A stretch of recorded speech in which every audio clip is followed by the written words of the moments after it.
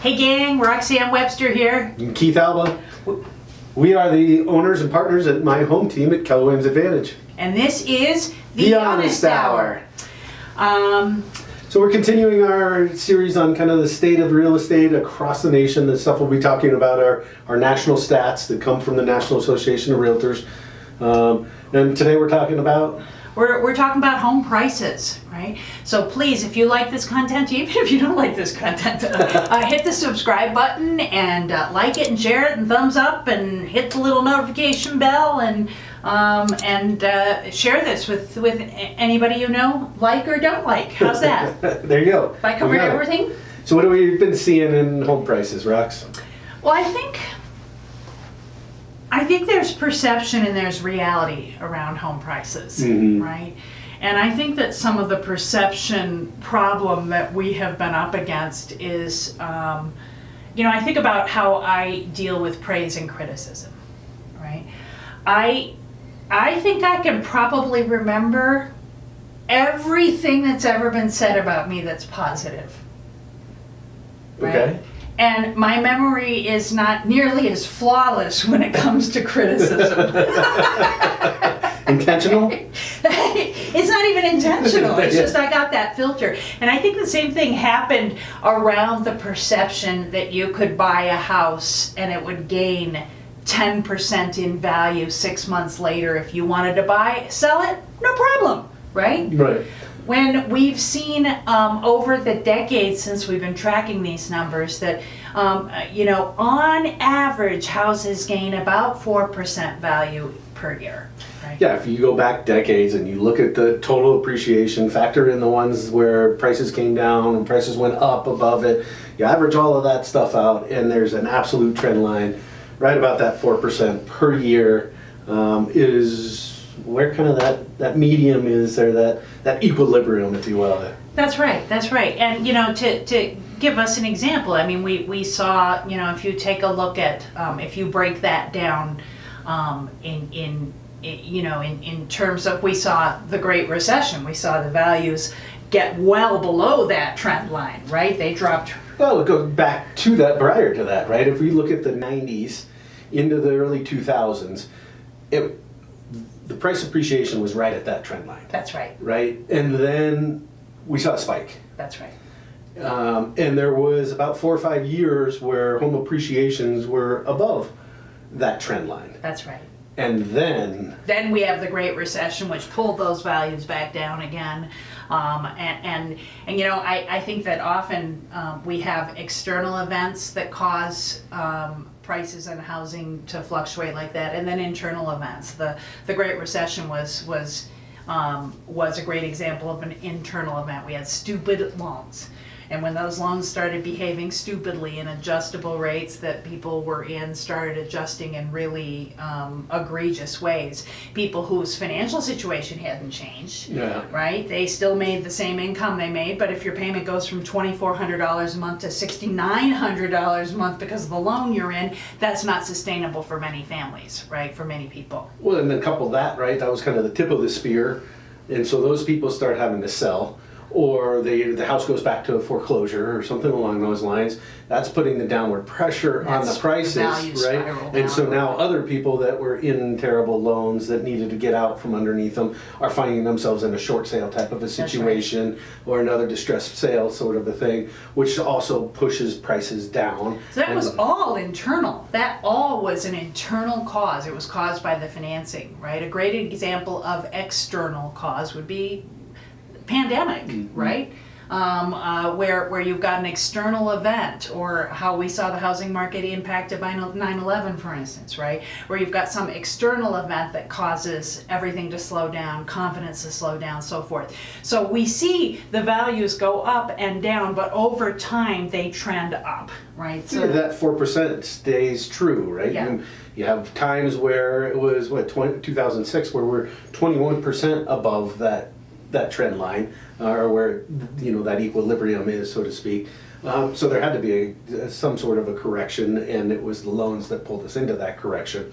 And then it was a period of about a decade again where we're below that trend line. It starts kind of coming back up, and it was in 2021 where we finally crossed that appreciation line again, and we have seen for the last 4 or 5 years where now again we're above that 4% appreciation line. That's right. And even though last year we saw the total number of homes down from an all-time high in 2022, homes sold units of 6.1 million. 6.1 million? 6.1 Yeah. down to 4.1. Down to 4.1, right?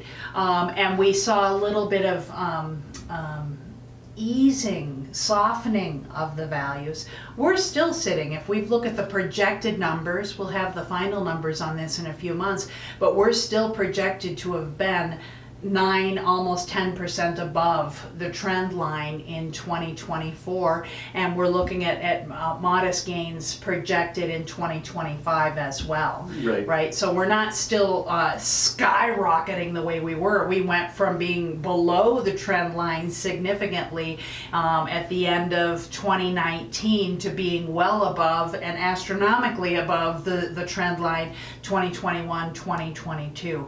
So this kind of we're seeing some markets across the country where we're seeing an actual dip in values, right? And we see massive supply of inventory coming on the market, prices and then just not demand there enough to keep up with that increase in supply, and so. But that's not really the case in Colorado. We're still seeing, now, doesn't say that we're still in the Hunger Games, anything but. A house needs to be well priced and it needs to be well presented, right?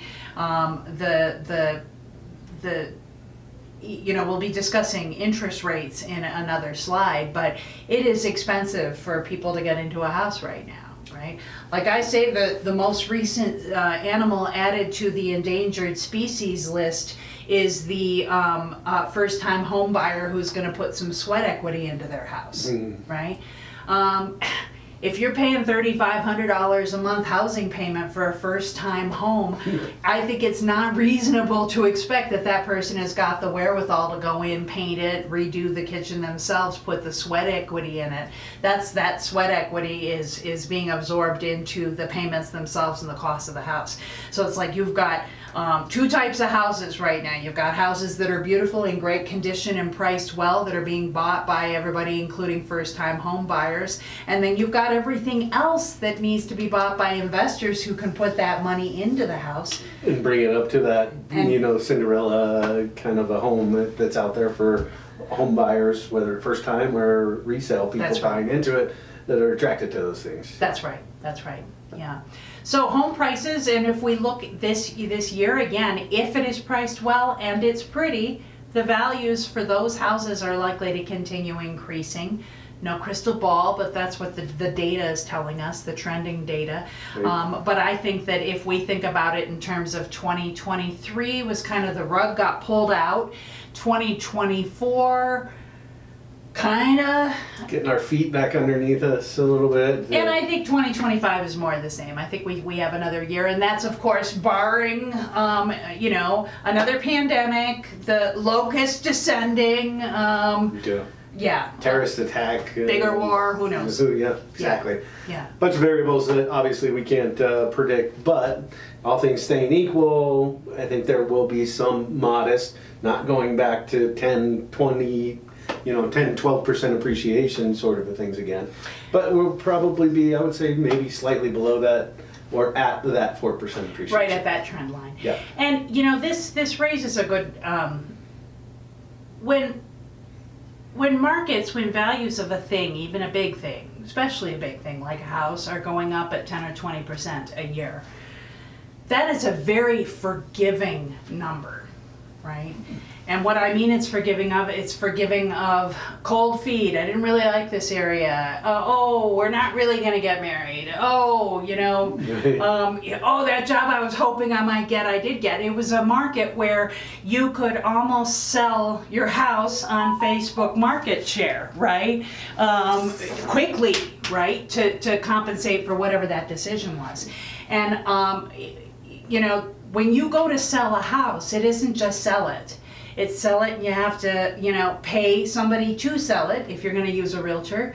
you pay closing costs in an environment now with the interest rates high. There are a lot of sellers who are still offering to pay concessions to pay down the interest rate so that it's more affordable for buyers. We've got houses that for a couple of generations of house sales, nobody has done repairs on, so we're seeing just higher instances of houses with roof problems and sewer problems and old mechanicals that buyers are asking to be repaired as a part of that sale, right? So in that environment, sitting down with an agent who's skilled, who's experienced, who hasn't had their entire experience be that Hunger Games environment, who can counsel you. If you're buying in this house, in this, in any environment, boy, we all loved having that appreciation, but you shouldn't be planning on needing to move within 2, 3, sometimes 4 years when you buy a house. Yeah, it really is coming back to a long-term investment play, right? That's right. Because you're putting your money down, but you're making some payments, but the way that the mortgages are set up,